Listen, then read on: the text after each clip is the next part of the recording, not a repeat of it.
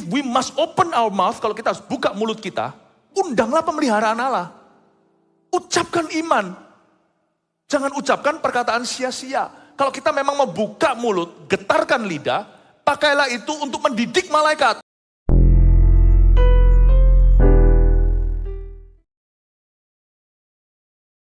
Anak domba namun berkuasa. Bukannya anak domba itu lemah.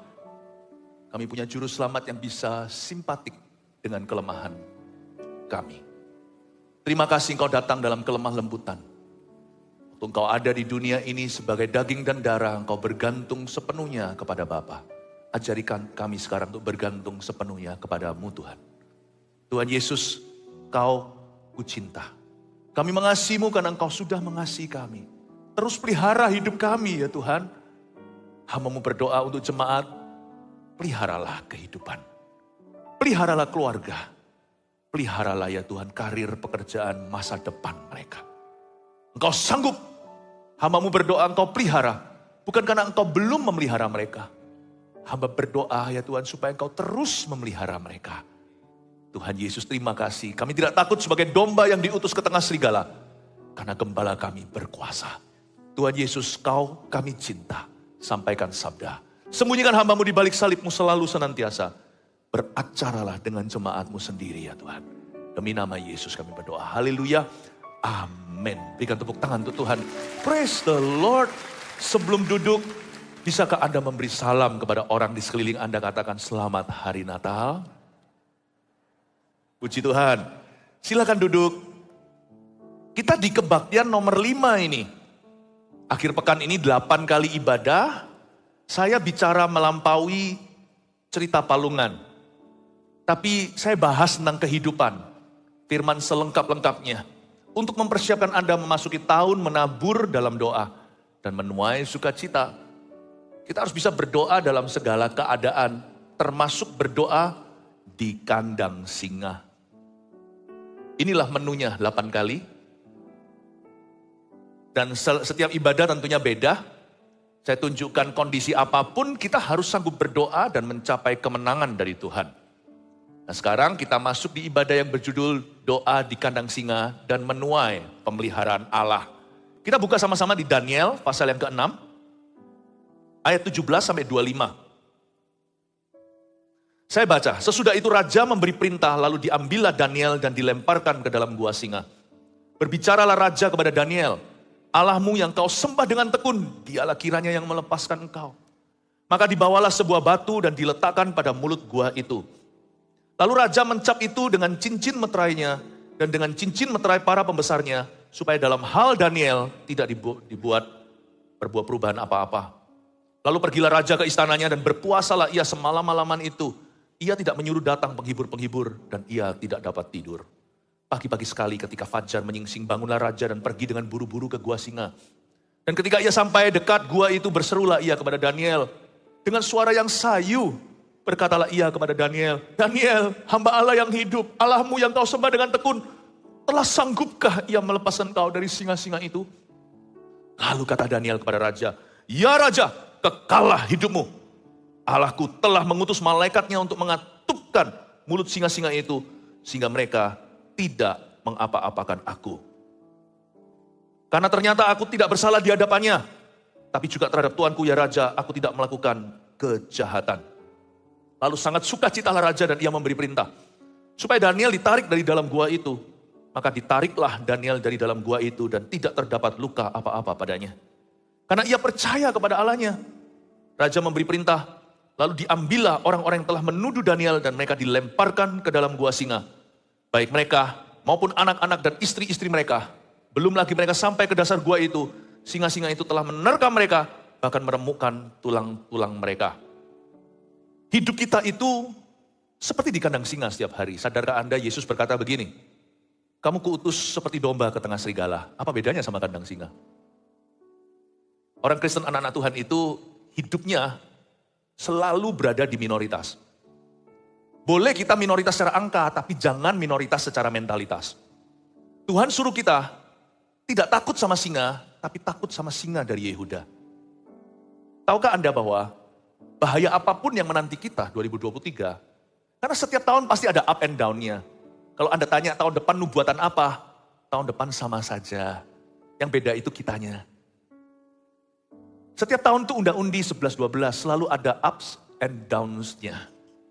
Selalu ada suka duka. Di bawah kolong matahari ini gak ada yang baru, kata pengkhotbah. Yang beda adalah kita. Kalau dulu kita diterpa masalah gak bisa berdoa, tahun depan kita diterpa masalah, justru kita berdoa dan kita akan mengalami penyertaan serta pemeliharaan Allah. Bisa gak kita berdoa sama Tuhan ketika kita terhimpit sesuatu, ketika kita sedang terancam? Jangan hanya bisa berdoa di dalam gereja ketika semuanya aman, atau kita berada di terang benderang. Kita juga harus melatih diri beribadah saat kita berada di dalam titik gelap atau titik rawan. Dalam hal ini, kandang singa, yang Daniel hadapi adalah singa beneran. Tapi yang kita hadapi adalah bahaya sehari-hari. Saya ingin sekali sebagai gembala sidang melengkapi domba-domba Kristus yang dipercayakan pada kami. Bagaimana caranya berjalan sama Tuhan bahkan di dalam lembah kekelaman. Bagaimana mengalami tongkat dan gada sang gembala. Kalau saya tidak mempersiapkan Anda di arus bawah, nanti di arus ini banyak orang yang akan hanyut. Banyak orang akan hilang. Jemaat, kami mengasihimu, kami ingin Anda sukses dan berhasil tahun depan. Tahun depan sih, jangan bergantung sama keadaan, kondisi. Iman kita gak bergantung itu. Miliki prinsip di dalam hidupmu. Miliki prinsip ilahi. Doa di kandang singa. Karena orang yang bisa doa ketika kepepet sesuatu, orang itu akan menuai sesuatu dari Allah. Pemeliharaan Allah tak akan kunjung henti dalam dirinya.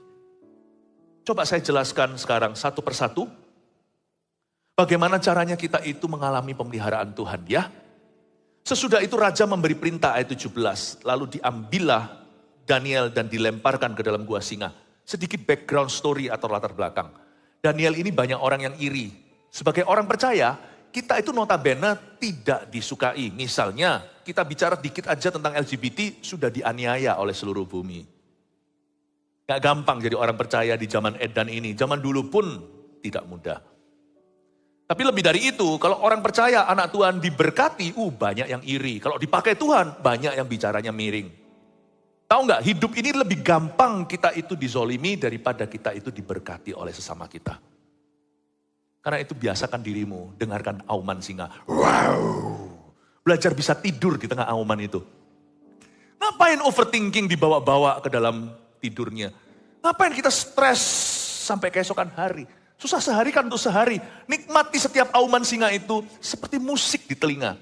Jikalau hati kita memuji Tuhan. Gak ada auman singa maupun serigala lolongannya itu akan menakutkan. Kalau kita itu menyembah Tuhan, Tuhan bertata di atas pujian. Apa yang merupakan raungan bahaya bisa berubah menjadi melodi kesaksian. God can turn your greatest test into your greatest testimony. Allah bisa mengubahkan ujian imanmu terberat menjadi kesaksianmu yang paling hebat. Katakan amin dong. Harus percaya, tapi kuncinya, jembatannya, antara ini dan itu, antara tes dan testimoni, antara ujian pencobaan dengan kesaksian kemenangan, itu seringkali adalah doa. Bukan ketaatan, doa dulu. Karena kalau kita nggak doa, kita akan susah taat. Tak sanggupkah kamu berdoa dengan aku sejam saja, kata Yesus di Getsemani. Supaya kamu jangan jatuh dalam pencobaan. Banyak doa, banyak kuasa. Kurang doa, kurang kuasa. Tidak berdoa, tidak berkuasa. Nggak ada kuasa Allah, hanya kedagingan. Paling cuman koneksimu. Paling cuman kepinteran, kefasihan lidahmu. Paling cuman pengalamanmu. Yang nggak tentu itu berhasil lain kali. Doa itu benang merahnya, silver lining. Kalau kita doa, tidak otomatis kita taat. Tapi doa memberi kita kuasa untuk taat. Tapi kalau orang hanya mau taat aja, pikiran positif, willpower, atau kemauan keras, orang begitu biasanya jatuh kalau bersandar pada kekuatannya. Doa. Tapi doa itu gampang kita bunyikan kalau segala sesuatu aman. Doa itu susah waktu kita sedang dalam bahaya. Malah justru doa yang di dalam bahaya itu yang mengundang pemeliharaan Allah. Kita minta sama Tuhan glory. Kita minta kuasa kebangkitan. Dikasih salib, kita gak mau pikul. Bagaimana kita tahu Tuhan itu Yehova Rafa kalau kita tidak diizinkan sekali-kali sakit dulu. Bukan Tuhan kasih penyakit loh ya. Bagaimana kita tahu bahwa Allah itu penyembuh. Bagaimana kita tahu Allah itu yang menyediakan atau Yehova Jireh. Kalau kita tidak diizinkan mengalami kekurangan atau kepepet kebutuhan. Gimana kita bisa tahu Yehova Nisi, Allah itu panji-panjiku. Kalau nggak ada 1001 musuh melawanmu, sehingga 1000 rebah di sebelahmu, 10.000 di sebelah kirimu. Bagaimana kita tahu kalau dia panji-panji peperangan kita? Jadi jangan kita marah kalau kita diizinkan sekali-kali berada dekat sama singa. Itu karena Tuhan ingin menunjukkan pemeliharaan. Saya nggak takut sih tahun depan, sungguh 2023 orang mau ngomong apa, para pakar. Bagi saya unda-undi, satu hal yang pasti, aku tahu Allah akan memeliharaku tahun depan ini. Siapa yang percaya, sepakat sama saya, kasih tepuk tangan dan beri semangat untuk yang lainnya. Sesudah itu raja memberi perintah dan diambillah Daniel dan dilemparkan dalam gua singa. Raja ini kenapa sih kok lemparkan Daniel ke singa? Iseng apa? Hobi apa? Bukan. Raja ini lemparkan ke kandang singa karena Daniel gak mau sujud menyembah sama buatan tangannya. Dia membuat satu patung untuk disembah oleh semua termasuk orang Yahudi yang kerja di sana. Padahal Daniel ini staf yang ciamik sekali. Daniel ini lebih pintar, lebih pandai, lebih produktif, lebih efektif daripada semua PhD, S3 yang menduduki administrasi raja. Daniel dengan 3 temannya yang kita tahu yang sempat dibuang ke dalam api, Sadrak, Mesak, Abednego. Mereka lebih intelijen. Tapi karena provokasi dan dipolitisasi, maka Daniel kena jerat hukum. Dan hukum yang menjerat dia langsung dari raja. Sebenarnya raja ini gak belani Daniel. Dia kan raja zaman dulu kan. Raja itu bukan demokrasi. Kalau dia mau lepaskan Daniel bisa, begini loh. Nanti ya suatu saat koneksimu akan mengecewakanmu. Yang satu-satunya nggak pernah mengecewakan Anda adalah Tuhan. Sungguh, manusia itu bottom line sampai dasar hatinya nggak akan belani sesamanya, dia akan selamatkan dirinya. Kecuali kalau hati manusia itu dihuni Yesus, sang korban. Maka orang itu akan mengorbankan dirinya untuk orang lain. Tiada kasih lebih besar daripada ini, kasih seorang yang memberikan nyawanya untuk sahabatnya. Benar, kasih yang murni itu hanya dari Tuhan. Bukan dari koneksi duniawi. Percayalah, raja ini sangat butuh Daniel, sangat kagum, sangat cinta. Saya kasih bocoran, nanti waktu dilempar ke singa, raja itu gak rela. Nanti waktu tanya sama Daniel, dia dengan suara sayu. Maksudnya dia sampai lemes, sampai raja ini puasa. Kenapa kalau kamu cinta sama Daniel begitu, sama Daniel begitu butuh, kok gak dibelani? Percayalah, Anda mungkin sudah investasi luar biasa sama seseorang, atau pada sekelompok orang. Anda sudah betul-betul memberi diri. Dan Anda sangat-sangat berguna dan dibutuhkan oleh mereka. But at the end of the day, di akhir suatu hari, di ujung petang malam hari ini, yang menolongmu hanya Yesus. Sungguh, uangmu tidak akan menolongmu. Uang bukan pemeliharaan Allah. Allah bisa memelihara kita dengan uang. Tapi uang bukan pemeliharaan. Koneksi orang berkuasa bukan pemeliharaan Allah. Allah bisa memakai gagak hitam. Allah juga bisa pakai merpati, Allah bisa pakai singa, Allah bisa pakai domba. Tapi Allah yang memelihara, bukan manusia. Kepandaianmu tidak akan memeliharamu dan semua pengalaman Anda. Tuhan bisa pakai pengalaman kita, kelebihan kita seperti Paulus bisa bicara bahasa Italia, itu menyelamatkan dia berkali-kali sehingga dia bolak-balik dapat koneksi ilahi gara-gara kelebihannya. Petrus enggak, Petrus hanya bicara bahasa Yahudi. Tapi Paulus itu multilingual. Tuhan bisa memakai kepintarannya. Tapi bukan kepintaran itu yang memelihara dia. Tapi Tuhan yang memakai kelebihan. Dan Tuhan yang memakai kekurangan. Put your faith in God and God only. Trust me. The time will come when money will not save your life. Akan datang saatnya uang tidak akan menyelamatkanmu. Karena raja ini sebutuh-butuh dia, secinta-cinta sama Daniel. Gak belani itu. Dia lebih selamatkan wajah dan mukanya pada waktu dia sendiri terhimpit. Karena raja kejebak kata-katanya, siapa yang gak tunduk sujud sama buatan tanganku ini harus mati. Nah, kena deh. Raja buat undang-undang itu saat itu sebenarnya diprovokasi. Dia gak tahu bahwa ini ujungnya untuk sikat Daniel, menteri kesayangannya.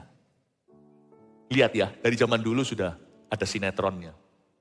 Waktu raja sudah buat begitu, lalu mereka baru kemudian laporkan Daniel. Nah, Daniel gak menyembah, kena. Raja berkata, aduh tahu gitu, aku tidak sahkan ini. Karena dia gengsi, masuk singa. Nah Daniel itu jadi tumbal atau jadi korban. Daniel itu dikorbankan ia. Tapi saya suka sama Daniel ini. Gak ada mentalitas seorang korban. Gak ada.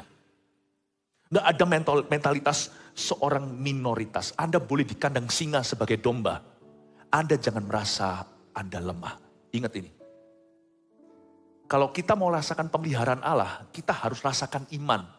Jangan rasakan kelemahanmu dan jangan terus umbar kelemahan Anda di mulut Anda. Aku ini gak berdaya, aku ini. Tapi harusnya berkata begini, aku dapat melakukan segala perkara di dalam Dia yang memberiku kekuatan. Filipi, ya kan? Jangan beritahu Tuhan sesuatu yang memang sudah fakta. Kalau Anda memang harus mengumbar sesuatu atau mengakui dengan mulutmu, jangan informasi, tapi akuilah kebenaran.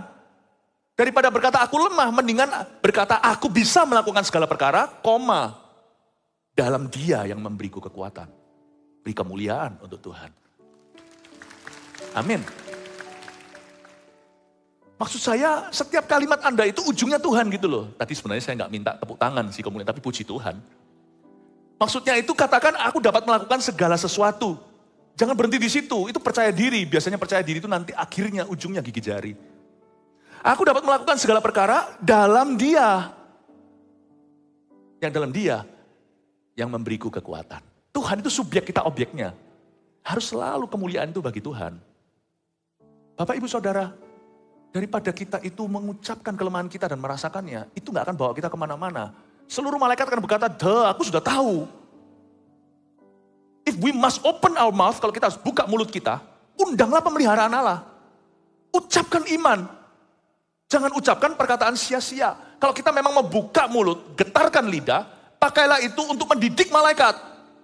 Jangan beritahu malaikat sesuatu yang udah tahu. Ini orang omongannya gak berbobot. Ini semua kan memang sudah fakta lapangan. Kenapa dia sebagai anak Tuhan? Kita aja hanya pegawai. Dia sebagai anak Tuhan loh, ini pangeran. Kenapa putri dan pangeran ini gak bisa ngomong sesuatu yang melebihi gosip malaikat? That angels cannot learn from the church. Malaikat gak bisa belajar dari gereja Tuhan. Harusnya malaikat harus belajar dari gereja Tuhan. Kita lebih pangkat dari malaikat. Jadi janganlah kita itu berkanjang. Dan janganlah kita itu cari-cari malaikat. Mereka harus belajar dari kita. Tahukah waktu kita ibadah seperti ini, berapa banyak malaikat hanya Tuhan yang tahu kalau mata kita dibukakan. Ini semua malaikat ada di sini. They're learning from us. Jangan kita sembarang bicara, karena kita ini yang punya rumah. Kita ini ahli waris Kristus. Kita ini yang punya kerajaan sorga, mereka itu hamba, malaikat-malaikat itu. Apalagi roh jahat. Didik mereka, supaya setan tahu diri ketika mereka datang dalam rupa singa. Diam. Kita bisa berkata kepada iblis, diam. No talk. Every Christian must have God's authority. Setiap orang Kristen harus punya otoritas. Dan otoritas itu bertumbuh. Are you ready? Only through prayer. Hanya lewat doa. Jenis ini gak bisa diusir. Kenapa kami gak bisa usir setan itu? Karena kamu gak berdoa. Jenis ini gak bisa diusir kecuali doa dan puasa. Pray, my friend. Pray. Doa. Amin, Bapak Ibu Saudara. Tahun depan ya. Kalau ada yang apalah bolehlah gak ikut. Tapi kalau sudah kebaktian doa bersama, tahun depan gereja kita mesti paling minat yang gituan.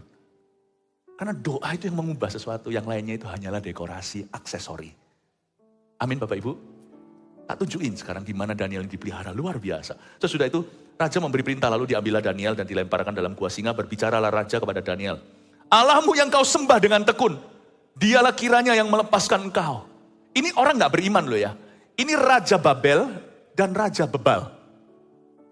Orang ini gak taruh iman pada Allah Yahudi, malahan orang ini poligami rohani. Dia itu punya dewa banyak banget. Allahmu yang kau sembah dengan tekun itu, dia aja bisa melihat. Orang gak percaya bisa lihat iman kita. Meskipun mereka sendiri belum beriman pada Tuhan. Allahmu yang kau sembah dengan tekun. Bisakah orang dunia melihat iman Anda itu genuine atau asli? Karena itu anak-anak Tuhan jangan main-main dengan kata, oh haleluya, dan sebagainya. Jangan pakai nama-nama itu. Kalau Anda menyebut haleluya, hendaklah saat Anda sedang menyembah atau Anda mengagungkan Tuhan. Jangan gampang-gampang haleluya, halelupa atau apa. Jangan pakai nama itu, meskipun sebutan itu. Karena itu cara kita address Tuhan. Supaya orang dunia sekeliling kita yang tidak kenal Tuhan mengagumi imanmu. Sekalipun mereka sendiri belum beriman pada Tuhan. Karena nanti pemeliharaan Tuhan juga akan terjadi lewat mereka. Saya tunjukkan. Jikalau kita mengotori nama Tuhan dengan menyebut nama Tuhan dengan sembarangan. Di antara kalayak atau golongan orang-orang belum percaya pada Tuhan, kita tidak hidup bijaksana. Nanti pemeliharaan Tuhan dari pintu situ akan tertutup rapat bagi dirimu. Tahukah Tuhan yang mengutus gagak, Tuhan itu juga pakai, Tuhan mengutus gagak, Tuhan juga memakai singa loh. Coba kita lihat ya. Akhirnya singa itu bersahabat sama Daniel. Jikalau Tuhan beserta pada seseorang, musuh orang itu pun didamaikan. Tuhan itu bukan hanya membuat hati raja berbelok ke arah Daniel. Sekalipun raja itu tidak takut akan Allah. Raja itu egois mikirkan dirinya sendiri. Tapi raja itu sangat mengagumi Daniel. Ini advantage atau keuntungan bagi orang percaya. Allahmu yang kau sembah dengan tekun, dialah kiranya yang melepaskan engkau. Tahukah? Tuhan juga dengarkan doa orang non-Kristen. Meskipun doa mereka beda sifatnya dengan doa kita. Doa mereka terbatas sampai kepada wishes. Sampai kepada harapan. Ya aku doakan. Ya aku dongakan gitu ya. Kalau di Surabaya orang bilang apa? Dongakno. Right? Ternyata Tuhan tuh denger loh. Coba saya tunjukkan ya. Nggak mungkin Alkitab mencatat kalau ini nggak perlu. Maka dibawalah sebuah batu ayat 18 dan diletakkan pada mulut gua itu. Lalu raja mencap itu dengan cincin meterainya dan dengan cincin meterai para pembesarnya. Supaya dalam hal Daniel tidak dibuat perubahan apa-apa. Raja terbawa arus, ya sudah. Tapi satu yang tidak akan terbawa arus. Sekalipun seluruh dunia bangkit melawanmu. Hati dan batinmu habis lenyap, gunung batu. Dan bagianmu tetaplah Allah selama-lamanya. Dunia di sekeliling Anda bisa runtuh, semua terbawa arus. Hanya satu yang akan berdiri teguh, yaitu Yesus. Lalu pergilah raja ke istananya ayat 19. Dan berpuasalah ia semalam-malaman itu. Ini orang gak percaya. Puasa untuk Daniel. Ia tidak menyuruh datang penghibur-penghibur dan ia tidak dapat tidur. Luar biasa. Coba saya jelaskan dulu di sini. Bahwa Tuhan mendengar doanya orang-orang yang tidak percaya Tuhan di sekeliling Anda. Karena itu jangan menabur yang jahat. Kalau sampai kita menabur yang jahat, Tuhan juga dengar loh. Teriakan bangsa Israel terhadap Mesir, padahal bangsa Israel sendiri murtad waktu itu. Kalau enggak kan enggak berakhir di Mesir. Bangsa Israel berteriak mengeluh. Berat sekali dalam tindasan Mesir. Tuhan 400 tahun kemudian setelah mereka ada di sana. Tuhan menghukum orang-orang Mesir. Karena Tuhan berkata sama Musa di semak belukar. Aku sudah mendengarkan jeritan bangsa Israel. Tahukah kalau orang-orang sekeliling kita semua berseru, orang itu. Meskipun gak berani terang-terangan sama kita. Tapi kalau lebih banyak orang mendendam Anda. Dendamnya bukan karena Anda hidup benar. Dendamnya karena Anda salahi mereka. Karena Anda jahat, karena kita sombong, karena kita angku. Itu merugikanmu di hadapan Tuhan nanti berdiri saat penghakiman. Benar loh. Sebaliknya ada satu orang dibangkitkan oleh Tuhan. Karena banyak orang yang berharap dia hidup. Sedangkan orang-orang itu sendiri waktu yang mati ini mau dihidupkan. Mereka sempat diusir sama seorang rasul yaitu Petrus. Tuhan dengarkan mereka sekian sampai titik ini. Lalu sisanya waktu Tuhan beraksi. Tuhan tidak perlu orang-orang ini karena orang-orang ini tidak beriman. Untuk mendatangkan kerajaan Allah. Tuhan pakai tangan orang percaya. Dalam hal ini Rasul Petrus. Orang yang dibangkitkan itu namanya Dorcas. Bukan Kolkas ya. Dorcas. Dorcas ini suka merajut. Suka menjahit. Bikinkan baju-baju untuk yatim piatu, janda-janda dan fakir miskin. Dan ketika Dorcas mati. Kelihatannya matinya prematur. Mati sakit atau apa. Semua nangis satu desa. Lalu mereka itu lihat Petrus hamba Tuhan ini datang. Dan Petrus ini terkenal dengan pelayanan kesembuhannya. Dan pelayanan mujizat yang dia emban. Semua datang pakai bajunya. Ini loh bajunya dibikinin. Ini loh bayiku yang baru usia 3 bulan ini. Ini dibikinin bajunya seperti ini. Nangis satu desa dan itu naik membumbung tinggi ke sorga. Dorcas dibangkitkan bukan hanya karena Petrus beriman. Tapi satu desa tanda kutip berdoa puasa untuk orang ini. Meskipun yang doa puasa itu bukan orang Kristen zaman itu. Tapi Tuhan melihat keinginan mereka. Dan Tuhan tergerak. Tapi tidak terjadi apa-apa. Dorcas tetap mati. Tunggu orang percaya yang bangkitkan. Karena yang bisa mendatangkan dimensi kerajaan hanyalah iman kepada Tuhan Yesus. Gak bisa hanya doa kepada Allah atau Tuhan yang ada di atas sana. Tapi kalau semua orang is wishing you dead. Orang ini jahat. Di depan kita, mungkin di depan kita mereka senyum. Tapi di belakang kutuki kita. Tahu nggak di Hong Kong dulu sebelum pandemi. Zaman dulu ada jasa di bawah jembatan. Anda bisa beli, bayar. Lalu dia pakai bakya atau klompen itu. Foto orang yang kau benci. Biasanya mereka benci sama bosnya. Ditaruh di situ lalu dikutuki. Tok, tok, tok, tok, tok, tok, tok, tok, sambil dikutuki. Lucu ya superstisi, kalau di mana-mana ada yang namanya orang kalau jualan, kalau sudah dapat uangnya terima gitu ya. Beberapa penjual itu langsung berkata laris.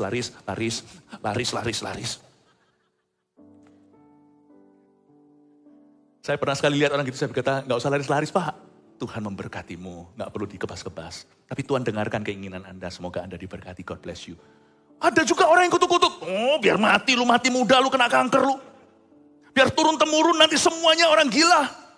Biar nggak ada yang bahagia, biar kan nggak ada anak laki. Misalkan, karena di Hongkong kan, nggak ada anak laki, nggak ada keturunan yang akan melanjutkan marganya. Wah dikutuki. Kira-kira Tuhan dengar nggak ya? Tuhan nggak dengar karena sang profesional itu yang melakukan, itu orang kan lakukan demi uang. Tapi kalau wajah itu terus muncul ke sorga, dikutuki sama semua tetangganya, saya rasa nanti kalau orang itu mati nggak bangkit sih, nggak bangkit. Kasihan Petrus yang datang karena dia melawan arus semua manusia yang ingin orang itu mati. Kasihan Petrus, imannya harus lebih gede untuk bangkitkan. Petrus gampang sama Dorcas, Dorcas bangun, keluarlah dari kulkasmu. Orang mati kan dingin, kembali hangat tubuhmu, bangkit dan berdiri. Gampang, iman biji sesawi gampang, langsung jadi. Tapi kalau everyone is wishing you to die, kalau semua orang ingin Anda mati di sekeliling Anda, Petrus gak bisa bangkitkan Anda nanti dengan biji sesawi iman. Dia butuh iman segunung untuk membangkitkanmu. Tangkap ini, salah satu bentuk pemeliharaan Allah adalah perkenanan kita di hadapan manusia. Bukan cari perkenanan manusia loh ya. Tapi bagaimana manusia itu sekeliling kita berkenan. Karena itu nanti tahun depan jangan hanya tabur ke Tuhan. Taburlah ke sesamamu dalam kebajikan dan kemurahan. Percayalah, in the long run for you and your family, untuk Anda dan keluarga Anda, untuk kita, jauh lebih berguna di hadapan Allah. Sekedar mengingatkan agar kita menabur kebajikan. Amin Bapak Ibu. Salah satu bentuknya, buktinya nanti yang nolong Daniel, raja yang sama itu. Siapa yang lemparkan musuhnya akhirnya masuk ke kandang singa. Itu sebelum sampai ke dasar baru diturunkan dan dicabik-cabik sama singa-singa itu. Siapa yang nurunkan? Siapa bertitah? Titah siapa? Titahnya raja. Lucu ya. Tangan orang berdosa yang menyerahkan Daniel ke kandang singa. Tangan orang berdosa pula yang mengeluarkan dia dari situ. Untungnya Daniel itu wangi namanya. Bukan hanya di hadapan Tuhan. Tapi dia wangi sama sesamanya. Jadi kalau Anda hidup dalam ketulusan selama ini selalu disalahgunakan, gak apa-apa, itu gak akan selamanya kok. Anda tuh akan belajar lebih pintar. Jangan tinggalkan ketulusan, jangan trauma dan berkata, aku kalau tulus, aku dibully terus. Tulus dulu, cerdik gampang belajarnya. Bukankah Tuhan berkata, tulus seperti merpati, cerdik seperti ular. Kalau kita harus pilih, saya pilih tulus dulu. Kalau kita sudah terlanjur jadi ular dulu, terus nanti mau jadi merpati, susah. Saya mending jadi merpati dulu, lalu berapa kali ada elang dan saya nyaris hilang. Lalu lama-lama, tulus, tetap tulus, tapi saya ngerti gimana kamuflase atau menyembunyikan diri ketika ada Raja Wali. Tulus dulu, lalu belajar cerdik. Merpati dulu, baru belajar jurus ular. Sebab orang yang sudah ular dulu, sulit jadi merpati bahkan di dalam gereja, paham? Pemeliharaan Allah itu nanti datang juga dari kaum tidak beriman dalam kehidupan kita. Makanya Allah kita adalah Allah yang mengutus gagak. Gagak adalah burung yang dinajiskan, bukan burung yang halal. Merpati iya. Tuhan itu, saya bernubuat tahun depan nanti lihat ya, Tuhan tidak akan hanya utus merpati dalam hidupmu. Tuhan akan mengutus gagak. Jadi jangan sampai Anda itu menutup diri terhadap pemeliharaan Allah. Pemeliharaan Allah dari sisi kiri. Tuhan itu punya sisi kanan untukmu, yaitu burung merpati. Tuhan punya sisi kiri, yaitu burung gagak. Orang yang tergerak, bukan karena money yang bisa membeli. Akan ada pihak kiri yang Tuhan utus untuk membelamu tahun depan. Kasih tepuk tangan untuk Tuhan. Saya merasakan di ibadah ini, saya kok seperti dihinggap dengan sebuah karunia. Bukan marifat, tapi nubuat. Saya merasa firman yang saya sampaikan ini ada prophecy value-nya di dalamnya, prophetic value. Tangkap aja dulu. Nanti Anda akan lihat waktu Anda alami sesuatu. Tahun depan kan pasti ada challenge-nya sendiri atau ada tantangan. Saya yakin nanti Anda akan melihat bagaimana Tuhan itu baiknya itu kepalang-palang. Anda akan lihat tuh kok bisa begini ya. Terus tulus ya. Terus tulus. Pegang itu. Lalu pergilah raja ke istananya. Berpuasalah tadi kan. Ayat 20. Pagi-pagi sekali ketika fajar menyingsing bangunlah raja dan pergi dengan buru-buru ke gua singa. Raja sampai gak bisa tidur. Nanti ya. bagian wujud salah satu manifestasi daripada pemeliharaan Allah atas hidupmu, bisnis Anda, atas keluarga Anda, nanti atas studi Anda yang lulusan SMA tahun depan anaknya lalu mau kuliah segala, nanti Anda akan kaget ya. Orang yang bukan siapa-siapa belaan itu sampai begitu itu Anda kan, dan akan ada orang-orang yang dibuat Tuhan gak bisa tidur, amnesia secara sengaja dari sorga. Membuat orang-orang itu gak tidur sampai besok pagi langsung telepon Anda dan berkata, aku akan buka jalan. Nanti Anda akan lihat. Pagi-pagi sekali ketika fajar menyingsing bangunlah raja dan pergi dengan buru-buru ke gua singa. Dan ketika ia sampai ke dekat gua itu berserulah ia kepada Daniel dengan suara yang sayu suaranya karena raja ini gak beriman. Berkatalah ia kepada Daniel, Daniel, sayu ya, hamba Allah yang hidup. Hopeless dia. Nanti puasanya dia bukan puasa dengan iman. Puasanya adalah puasa putus asa. Itu pun Tuhan dengarkan, apalagi kalau kita puasa dengan iman. Allahmu yang kau sembah dengan tekun telah sanggup gak ia melepaskan kau dari singa-singa itu. Lihat ini, raja ini habis puasa jadi lemas, sayu. Puasa orang yang tidak percaya pada Tuhan, gak ada hubungan sama sorga. Paling cuma bisa membuat keluhan terdengar atau harapan. Anda gak bisa loh doa di luar Yesus, puasa di luar Yesus, Anda dapat keselamatan, gak bisa. Hanya doa di dalam nama Yesus lah yang membawa kita sampai ke level sorga. Jangan berkata, oke yang penting semuanya puasa. Saya jarang suruh orang, gak pernah, bukan jarang. Orang-orang luar, doakan saya supaya berhasil. Yang aneka ragam kepercayaan. Saya harus pegang keyakinan, saya tahu hanya doa dalam nama Yesus yang benar-benar mengubahkan. Gak usah ya, kita minta sana sini, ayo doa semuanya menurut kepercayaan kita masing-masing, doakan ya puasakan, gak usah gitu. Itu basa-basi, itu berarti basa-basi kayak gitu itu malah gak tulus. Mendingan kita bicara yang sekuler aja. Gak usah bawa-bawa kerohanian, daripada mencampur baurkan nanti doktrinmu, doktrin kita jadi kebingungan. Saya gak pernah kok ngomong sama orang yang belum percaya Tuhan. Kalau saya memang mau dia doa, saya akan doakan dia kalau dia mau untuk terima Tuhan. Jadi apa yang saya sampaikan tadi, puasa dari kalangan orang-orang yang belum percaya itu gunanya sebatas itu aja.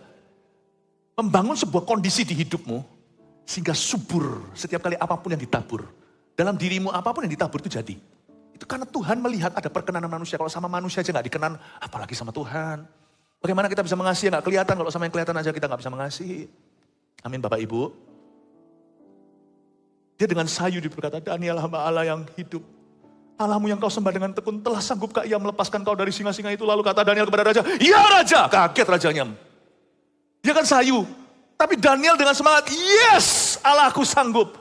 Nanti lihat ya, tahun depan itu akan menjadi kesaksian hidup. Hidup Anda akan dipakai Tuhan untuk menjawab sebuah pertanyaan besar di dunia ini. Sanggupkah Allahmu bebaskanmu dari ini? Sanggupkah Allahmu bebaskan kita dari itu? Sanggupkah Allahmu menyelamatkan dunia sekali lagi? Orang akan lihat hidup Anda, bisnis Anda, pekerjaan Anda. Lihat kesaksian keluarga Anda. Lihat bagaimana Allah bekerja. Dan mereka berkata, bawa aku ke gereja. 9 orang pegang puncak jubah, 1 orang Kristen berkata, take me to church. Because I see that your God is able. Bawa aku ke gereja karena aku lihat Allahmu bisa. Ini perbedaan anak Tuhan dan yang bukan. Yang kita tawarkan ke dunia bukan agama, tapi Allah yang hidup. The living God. Saya berdoa. Saya sampaikan ini sebagai kerinduan Tuhan. Saya tahu Tuhan ini bicara sesuatu lewat mulut saya kepada beberapa orang di sini. Jikalau bukan semua mengerti. He wants to turn you into a testimony. Hidup Anda akan dibawa. Tuhan ingin jadikan sebagai sebuah kesaksian dan jawaban bagi dunia. Melalui pergumulan Anda, akan ada kesaksian ke seluruh anggota keluarga Anda yang belum percaya Tuhan.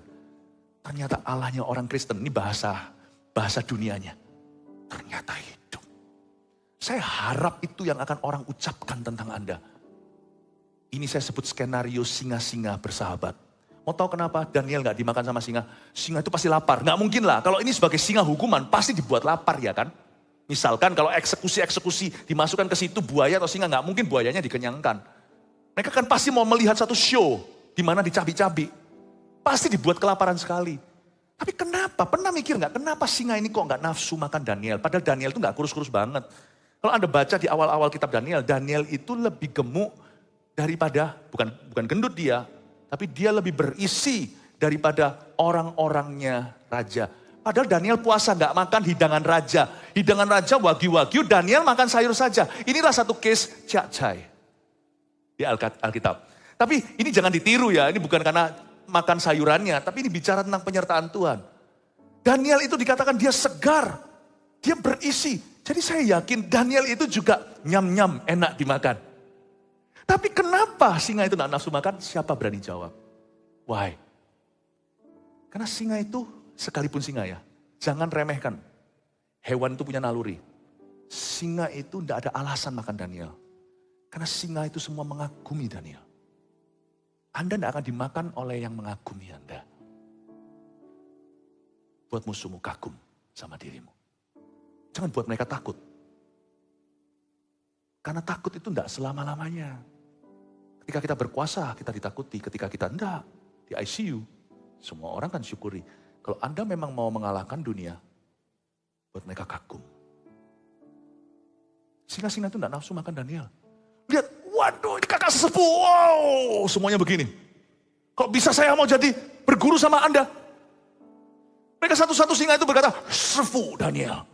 Wow. Nggak berani. Singa-singa itu lewat pun begini. Permisi. Saya bisa bayangkan, singa-singa itu nggak jahat. Karena ini ciptaan Tuhan, ini bukan singa setan. Singa-singa itu nggak nafsu makan. Tapi ketika giliran musuh Daniel dilemparkan ke bawah, mereka sekarang berkata, ini kau menjijikkan. This is food my friends. Bro, makan. Makanlah semua singa itu. All you can eat. Rahasia kemenangan kita bukan tengking-tengking setan. Rahasia kita adalah hidup dalam kebenaran. Saya punya satu prinsip simpel dalam hidup ini. If I die, I die.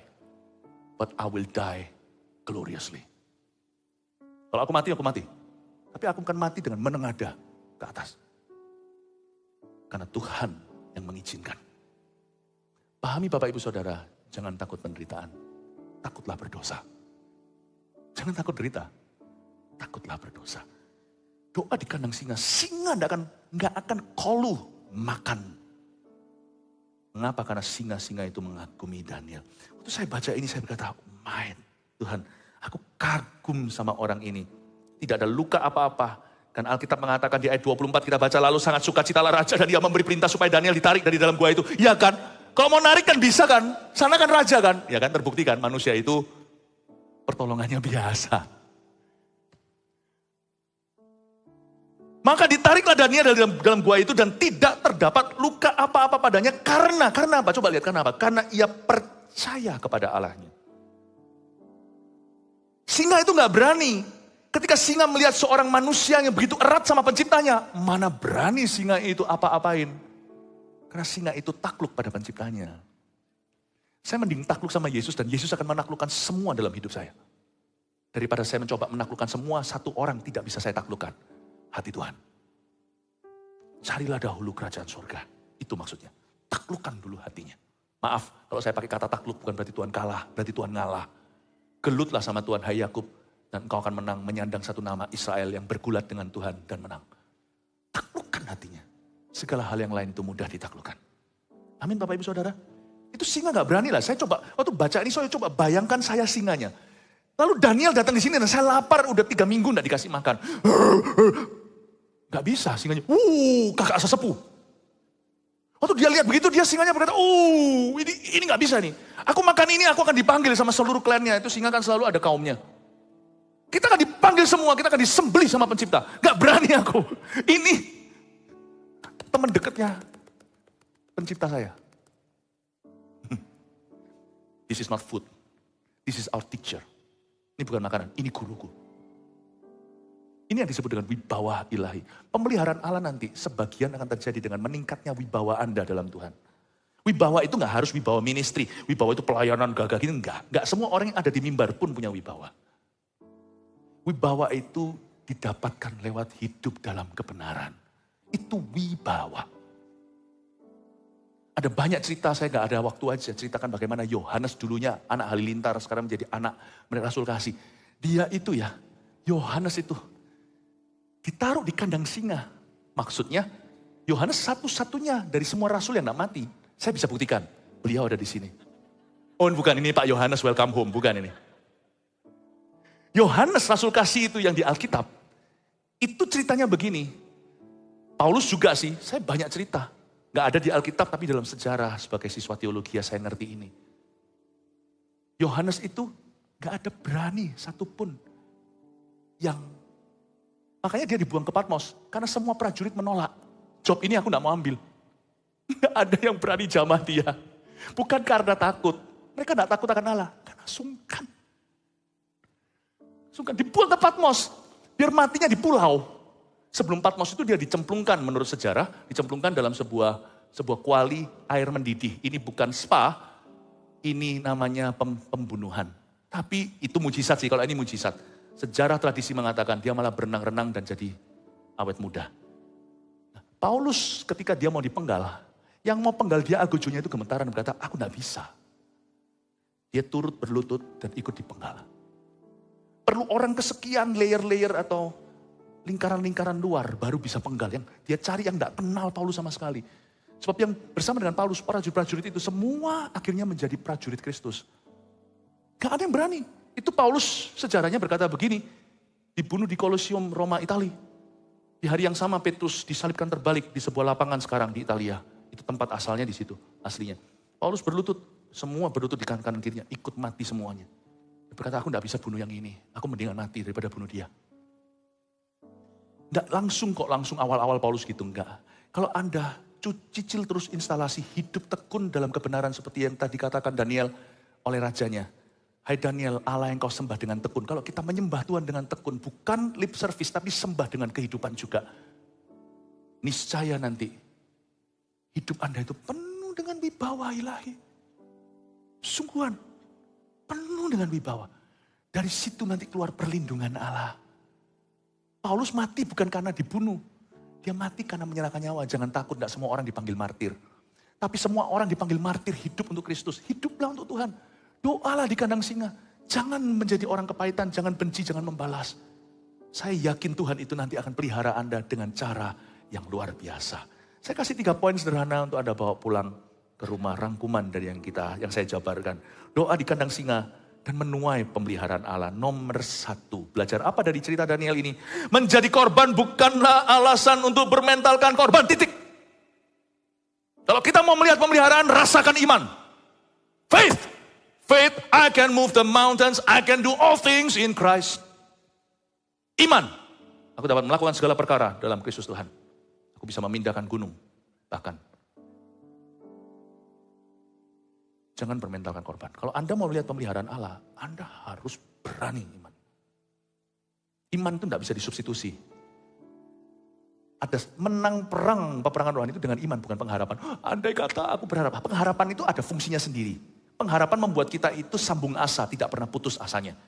Tapi iman itulah yang menggapai sesuatu, bukan hope, tapi faith. Hanya karena ada firman di 1 Korintus 13 yang terbesar adalah kasih, bukan berarti iman tidak ada fungsi. Bukan berarti pengharapan tidak berguna, itu fungsinya beda. Cuman Tuhan itu menaruhnya dalam firman demikian rupa untuk menunjukkan bahwa kalau tanpa kasih, iman pun percuma. Anda berharap untuk apa? Kasih itu harus jadi motivasi. Jadi kenapa kasih terbesar? Karena dia motivasi segalanya. Ya kan? Buat apa kita kumpulkan semuanya lalu dibuang sia-sia kalau tidak kasih anak misalnya gitu bahasa dunia. Itu kasih, tapi nggak bisa kalau di saat peperangan rohani Anda pakai kasih saja. Kasih itu motivasi. Tapi imanlah yang mengatuk mulut singa. It's faith. Iman bukan yang terbesar. Karena memang iman bukanlah motivasi segalanya.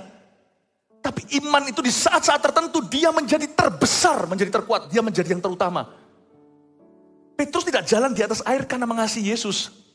Karena dia beriman percaya Tuhan sanggup karena Tuhan yang suruh dia datang kemari.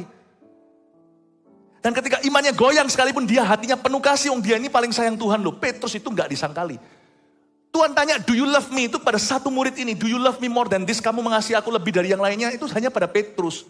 Yohanes paling dikasih Yesus, tapi Petrus paling mengasihi Yesus. Kenapa dia waktu jalan di atas air, kasihnya tetap membara untuk Tuhan? Badai taufan loh, dia tetap mau datang dekat sama Tuhan. Ketara kasihnya itu kayak apa? Yohanes aja diam aja di sana, nggak tentu. Anak yang paling disayangi, itu yang paling berguna dan jadi pemimpin nanti.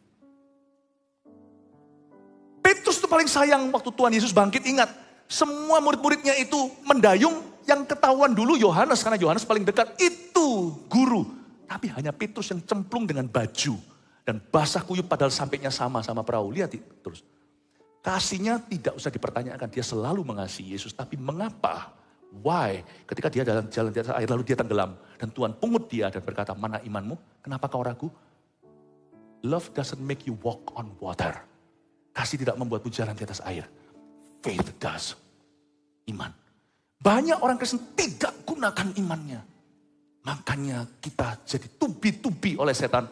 Dan kita kira itu Tuhan. Faith, iman. Berimanlah, rasakan iman.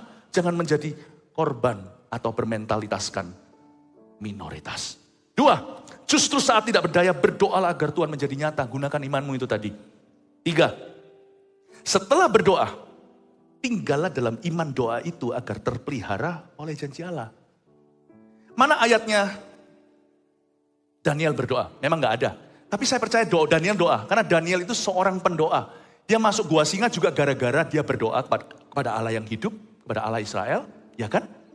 Tapi kalau Anda baca di ayat-ayat ini, terkesan seolah dia nggak doa setiap jam, setiap waktu-waktu. Dia di tengah-tengah singa, di dalam kandang mereka. Daniel nggak berdoa terus, enggak. Dia berdoa, nggak dicatat sih, tapi saya imajinasi. Dia pasti berdoa, dan waktu dia di kandang singa, kan keesokan harinya, malamnya kan raja nggak bisa tidur. Daniel pasti tidur. Setelah Anda berdoa, jangan terus berdoa. Ada waktunya berdoa, ada waktunya rest, istirahat. Setelah Anda berdoa, waktu Anda sudah berkata, amin, tinggallah dalam iman doamu itu. Maka singa tidak akan memakanmu. Jangan kita itu hanya pandai berdoa, setelah amin kita tanya, kira-kira Tuhan dengarkan gak ya? Kalau Anda masih ragu, jangan diaminkan dulu. Amin itu berarti sudah final. Piala Dunia kemarin, mana bisa kita ulang lagi, ayo. Argentina lawan Korea, gak bisa, Argentina udah menang. Amin itu sudah trofi, gak bisa balik kucing lagi. Kalau Anda masih ragu, jangan diaminkan dulu. Tapi kalau Anda sudah amin, setelah amin itu wait in faith. Waktunya tidur jangan dibawa stres. Waktu tidur sleep in heavenly peace. Bukan rest in peace loh ya, itu mati. Setelah Anda tidur, tidurlah jangan dibawa stres dan overthinking. Tidurlah dalam iman. Bermimpilah indah. Daniel setelah sembahyang masuk kandang singa, dia tinggal tenang dalam imannya. Dan iman itu seperti balsam. Membuat singa-singa itu tidak bau daging. Singa itu suka daging dan darah. Tapi waktu bau Daniel, dia bau roh. Karena orang yang tinggal dalam iman doanya sendiri, orang itu hidup dalam kuasa Roh Kudus. Dia nggak doa selalu, aktivitas doanya bisa berhenti. Roh doanya tetap. Roh doa tetap ada padanya. Roh doa itu bukan doa terus menerus. Roh doa itu setelah amin, tinggallah dalam percayamu. Janganlah perotolin doamu sendiri setelah amin. Amin Bapak Ibu Saudara. Doa di kandang singa menuai pemeliharaan Allah. Jangan bermentalitas korban. Menjadi korban bukan alasan untuk bermentalkan korban. Justru saat tidak berdaya berdoalah agar Tuhan jadi nyata. Dan setelah berdoa tinggallah dalam iman doa itu agar terpelihara. Masih belum keluar dari kandang singa? Nikmatilah kandang itu setelah Anda berdoa. Karena ada Tuhan di sana. Tinggallah dalam iman. Haleluya. God bless you.